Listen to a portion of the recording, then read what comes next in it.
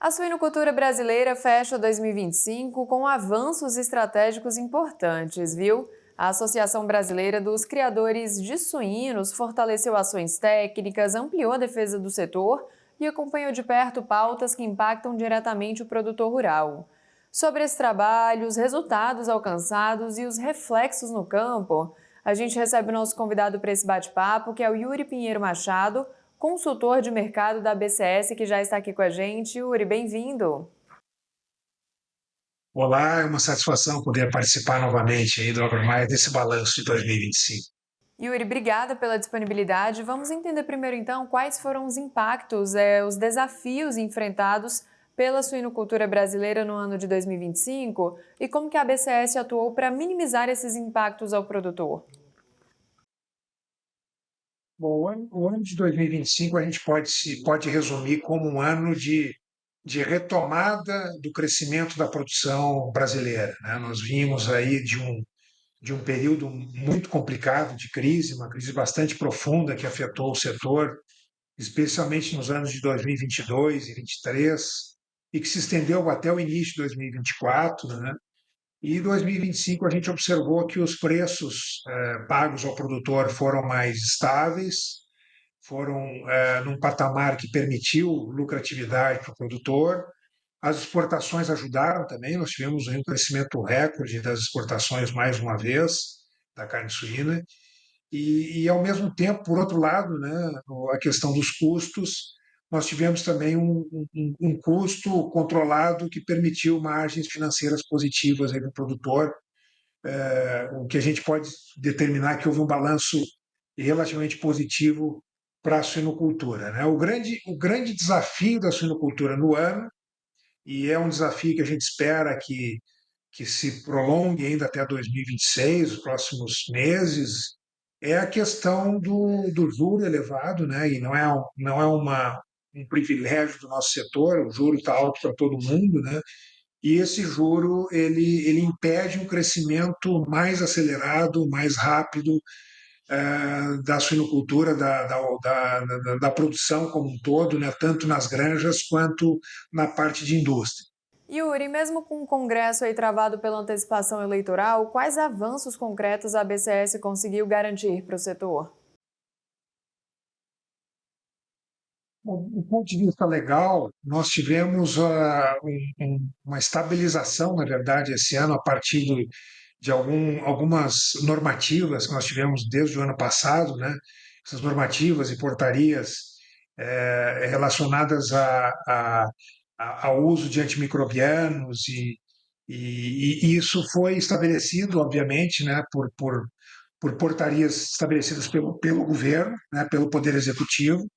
No âmbito legislativo, a gente participou de algumas discussões relacionadas à questão de transporte, principalmente, que gerou até uma certa polêmica no setor, e que nós nos posicionamos, né, favorável ao produtor, sem, obviamente, deixar de lado as questões relacionadas a bem-estar e as boas práticas, né, tanto na parte de produção quanto na parte de transporte. Né. O que a gente pode dizer é que foi um ano, digamos assim, para o setor mais tranquilo em termos de demandas legislativas, e na parte de normativas, o executivo foi um ano de estabilização e de divulgação, difusão de novos procedimentos, né, relacionados especialmente ao uso de antimicrobianos, que foram estabelecidos aí já em 2024, final de 2023, valendo a partir de 2024, e ao longo de 2025 a gente teve um trabalho bastante sólido aí junto às unidades, às estaduais, para difundir essas novas práticas aí, e garantir uma produção cada vez mais controlada. Quando a gente fala em defesa da competitividade na suinocultura, o que isso significa na prática para o produtor? Competitividade nada mais é do que você ter um produto, né, que tenha, além do atrativo natural dele, né, para o consumidor, ele tem a competitividade com outras carnes em termos de preço, especialmente a carne bovina e a carne de frango, né?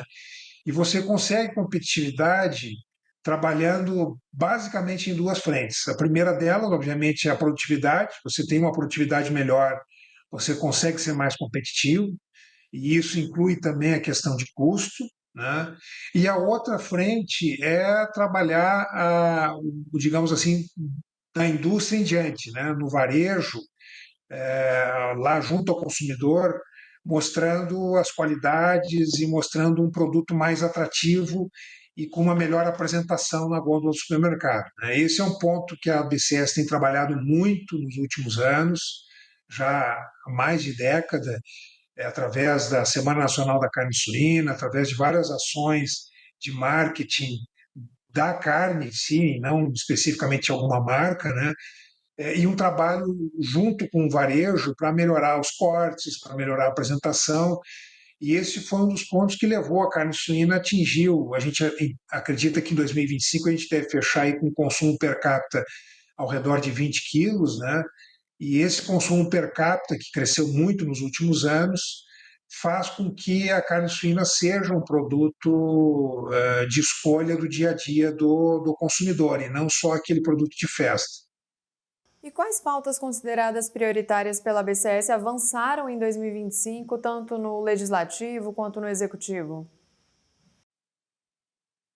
Bom, nós temos aí o principal pleito, né, do setor é relativo à questão de crédito, né? Essa é a grande dificuldade hoje do setor, que é relacionada a juros muito altos, né, que impedem aí que o setor possa captar recursos tanto para questão de custeio quanto para investimento em novas estruturas ou até mesmo na atualização das estruturas já existentes, né? Esse é um pleito que não é somente da suinocultura, né? A gente teve uma dificuldade muito grande aí com relação ao Plano Safra em termos de volume de recursos disponibilizados e também com relação à taxa de juro aplicada nesses recursos, né? Então, esse é um pleito que a gente tem trabalhado bastante, né? Em função de que isso acaba sendo uma marra para o crescimento maior ainda da suinocultura, né? Uma outra questão são questões aí mais estruturais relacionadas à infraestrutura, né?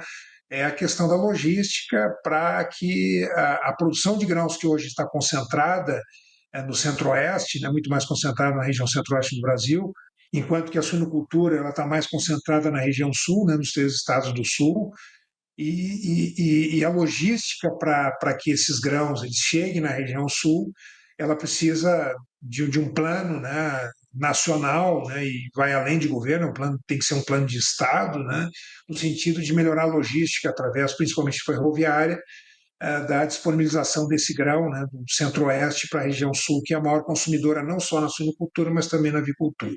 Vamos falar então sobre mercados, né? Qual que é a sua análise, assim, o panorama de 2025 e também as expectativas para 2026? Bom, 2025 a gente deve fechar com um crescimento na produção ao redor de 5%, talvez um pouco mais, né? Os números parciais que nós temos até agora indicam isso. A exportação deve fechar ao redor de 12% de crescimento em relação a 2024 e, consequentemente, a gente deve ter um aumento aí do consumo doméstico e devemos atingir finalmente a marca dos 20 quilos per capita ano em termos de consumo. Então, esse ano pode ser considerado um ano bom para o mercado de suínos, tanto na questão de crescimento quanto na questão de preço pago ao produtor também. E para 2026, o que que a gente espera?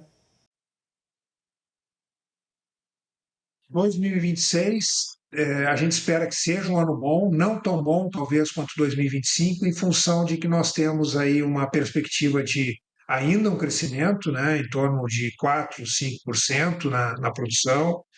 As exportações não devem crescer no mesmo patamar que cresceram em 2025, nós ampliamos muitos mercados esse ano, o ano que vem deve crescer aí ao redor de 3 ou 4%.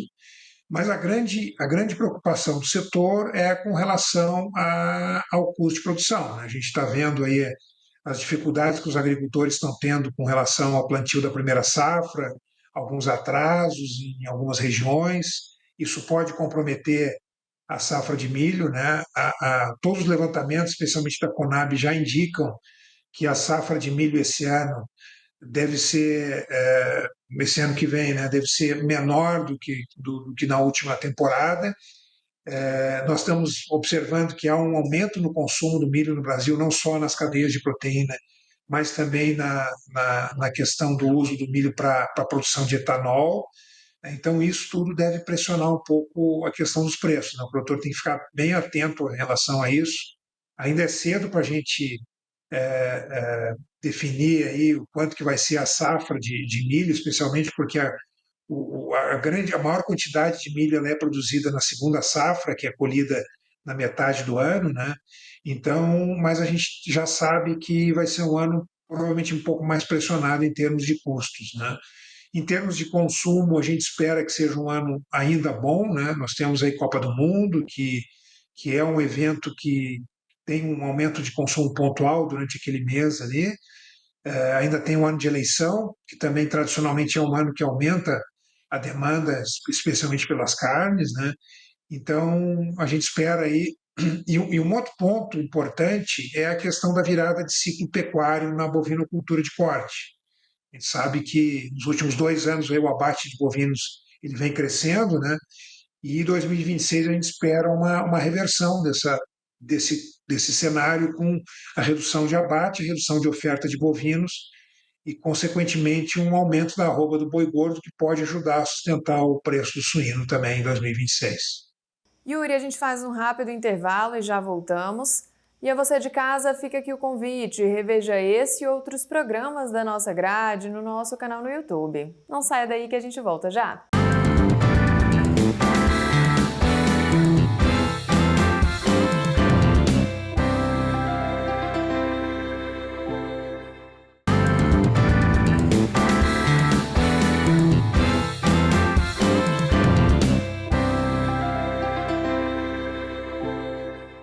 Estamos de volta com o programa Avicultura e Suinocultura e na edição de hoje estamos falando sobre a suinocultura brasileira fechar 2025 com avanços estratégicos importantes.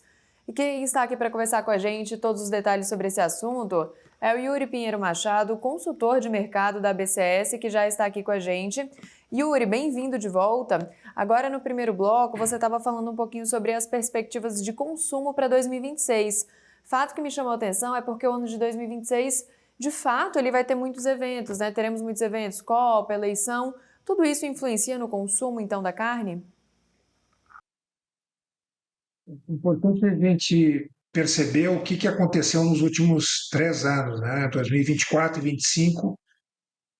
2025 a gente ainda não tem números definitivos, mas tudo leva a crer que nós tivemos um aumento do consumo global das carnes, né?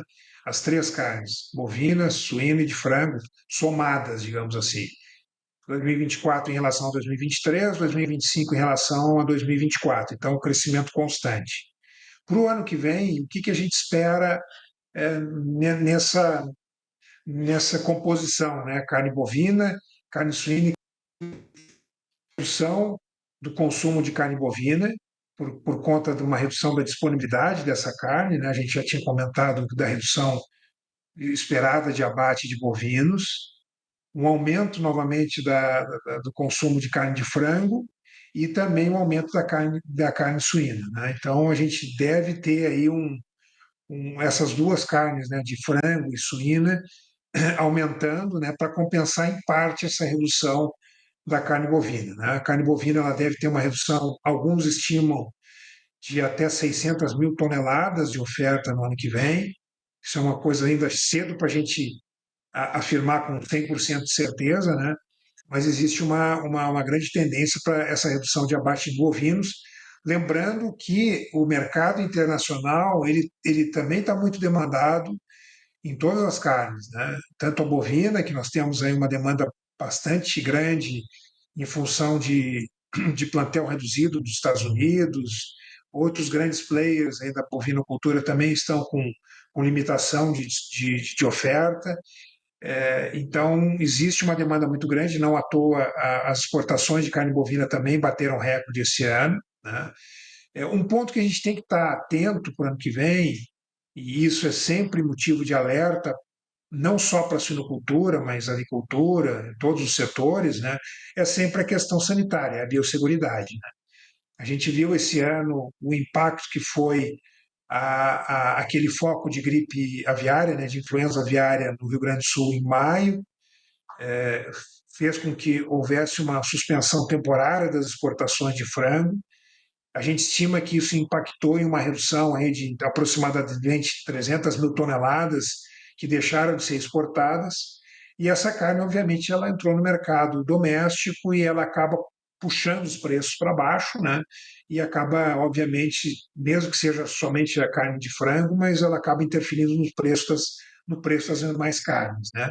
Cada carne tem sua dinâmica de mercado, mas existe, obviamente, uma relação, uma correlação limitada entre elas. Quando uma carne sobe, a outra ela pode, por uma questão de competitividade, ela pode subir um pouquinho mais também, e vice-versa. Quando há uma queda muito grande do preço de uma cotação de alguma carne, ela pode prejudicar o preço pago ao produtor das demais carnes também, né? Então, essa dinâmica a gente deve continuar observando no ano que vem, mais favorável ao suíno e ao frango no ponto de vista de que podem ganhar um pouco mais de mercado com essa redução da oferta da carne bovina.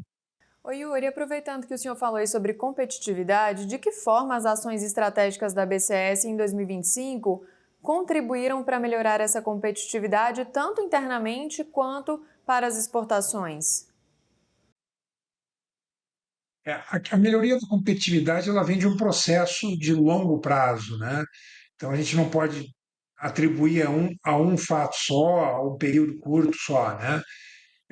O que faz com que a nossa carne seja competitiva, tanto no mercado doméstico quanto no mercado internacional, são vários fatores. O primeiro deles é a produtividade. Nós temos também um custo de produção em que a gente, obviamente que o mercado de grãos, os principais insumos da suinocultura, né, que é o milho, o farelo de soja, que representam aí mais de, só esses dois insumos representam aí mais de 50%, 60% do custo da produção do suíno para o abate, né? Esses produtos, esses insumos, eles estão atrelados a custo de mercado internacional, mas nós temos uma, digamos assim, uma segurança alimentar de ter disponibilidade desses insumos, porque nós produzimos e temos sobra deles até para exportação, né? Então, o fato da gente ter uma cadeia bem estruturada, com insumos produzidos aqui no país, com uma produtividade de excelência também que nós temos na suinocultura, com qualidade e sanidade do rebanho, esse é um ponto importante.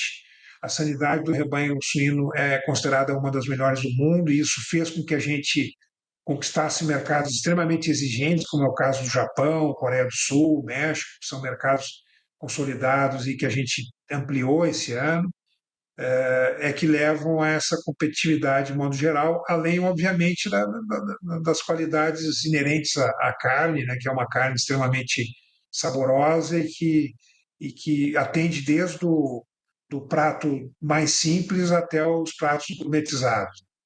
Yuri, ainda falando um pouquinho de exportação, em relação a isso, né, quais avanços a BCS acompanhou ou apoiou que podem aí abrir novos mercados ou consolidar os destinos estratégicos aí das carnes suínas brasileiras?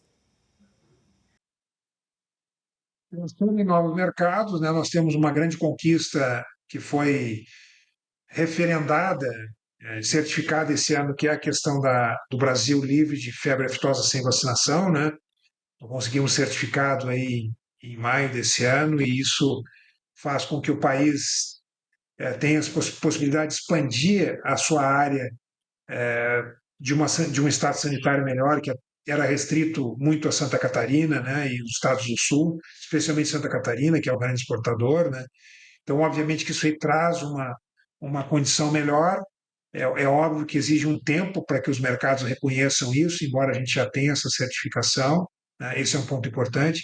Outro ponto importante que o trabalho que a associação tem feito junto aos seus produtores, junto à base, é relativo à questão de promoção de bem-estar animal, a questão do uso responsável dos antimicrobianos. Isso aí tem sido muito bem difundido e desenvolvido e evoluído bem dentro do sistema de produção, que é uma das formas também de atender à exigência cada vez maior do mercado consumidor, né, que está atento não somente à qualidade e ao preço do produto, mas também à forma como ele é produzido, né? Então, o produtor hoje está bem ciente disso e a associação e suas filiadas têm desenvolvido um trabalho bastante sólido e periódico, constante, né, para a promoção do bem-estar animal e uso responsável de antimicrobianos, dentre outros procedimentos aí que melhoram cada vez mais aí a qualidade do produto que a gente fornece, tanto no mercado doméstico quanto no mercado de exportação.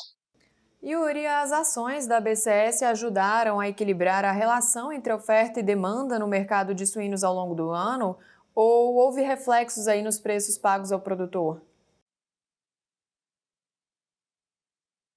As ações da BCS junto ao varejo, principalmente, né, e isso inclui aí a principal ação, que é a Semana Nacional da Carne Suína, que na verdade são 2 semanas, né, onde a gente envolve aí grandes redes de varejo e atinge, né, potencialmente mais de 150 milhões de consumidores, né?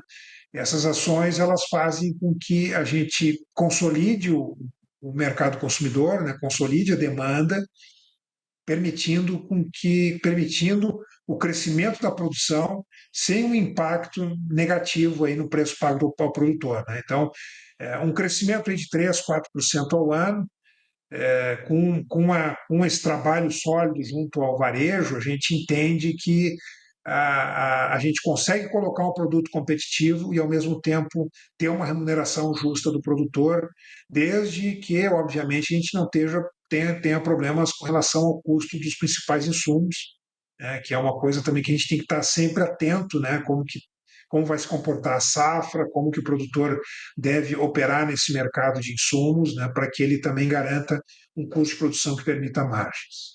Yuri, quais desafios o mercado de mercado, né, ainda permanecem aí na suinocultura, mesmo com os avanços da BCS, e como que a entidade pretende atuar no ano de 2026? Bom, os grandes desafios, a gente tem 2 desafios principais aí no setor, que são as 2 pontas, digamos assim, né? A questão da, da, do consumo, né, que ela trabalha muito bem aí e vai continuar esse trabalho junto ao varejo, né, sempre expandindo as redes envolvidas para que tenha uma maior capilaridade.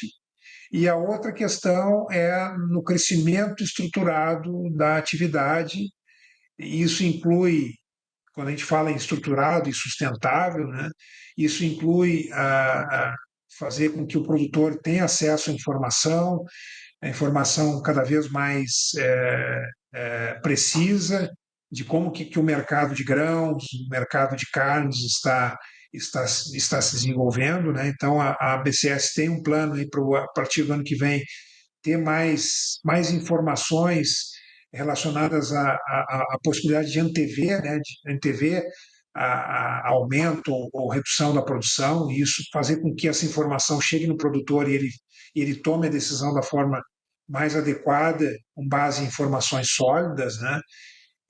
E também na questão de buscar, junto aos órgãos públicos, seja o legislativo ou o próprio executivo, na elaboração de políticas relacionadas ao setor, né, linhas de crédito que sejam mais viáveis do ponto de vista de a gente poder crescer em estrutura. A gente entende que a suinocultura está num momento limitada de crescimento em função da estrutura, e essa estrutura só pode crescer através de crédito, né? Crédito que permita aí o produtor fazer o investimento e ter o retorno dentro dos prazos razoáveis, digamos assim, né? Hoje o juro está muito alto e isso limita muito esse crescimento e até mesmo algumas melhorias que o produtor poderia estar fazendo no seu sistema de produção.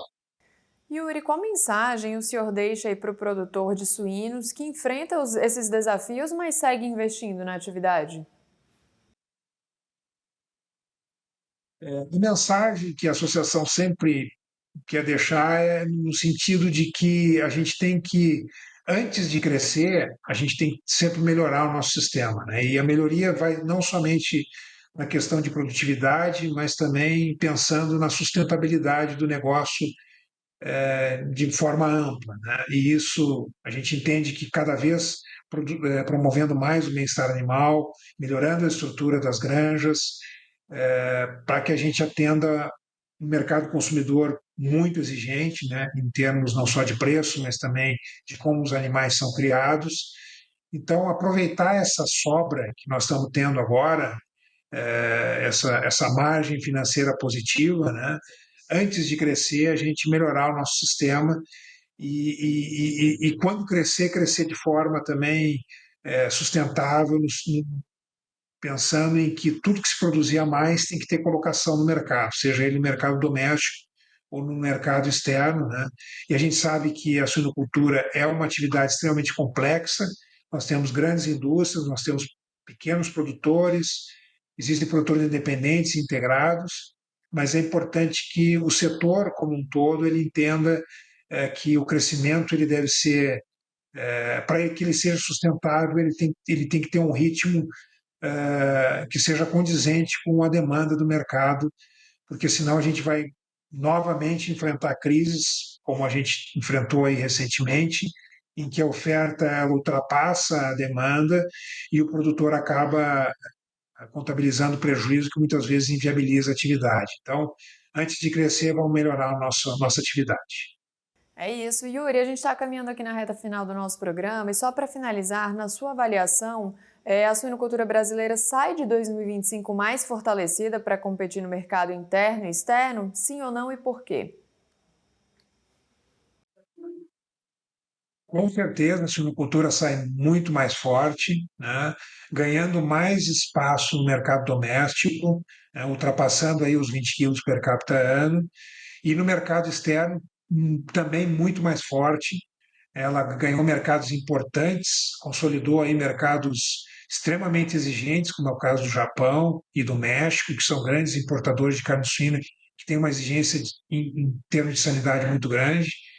Então, a gente pode dizer que 2025 também está marcado como um ano em que a suinocultura, até mais do que as outras proteínas, ela teve um crescimento e um brilho muito grande, tanto no mercado doméstico quanto no mercado externo. Yuri, é isso. Obrigada pelas informações, pela disponibilidade. A gente segue aqui acompanhando em 2026 que seja um ano incrível para o setor, viu? Obrigado e um bom final de ano, um bom 2026 para todo mundo. Pra gente. Obrigada mais uma vez. Obrigada também a você de casa que nos acompanhou até aqui. Continue com a gente nos canais Agromais e Terra Viva e até a próxima. Tchau, tchau!